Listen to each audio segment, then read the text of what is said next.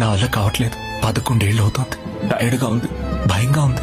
లోకంలో ఎన్నో సమస్యలుండగా ఇది ఒక సమస్య అని నువ్వు అనుకోవచ్చు. కానీ నేను ఒక మామూలు మనిషిని.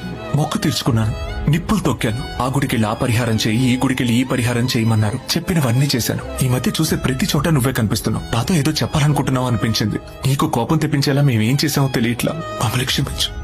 ఏదో ఒక హెల్ప్ చేయి. నువ్వే కదా కుదేవద్దు, ప్లీజ్. ఎందుకురా?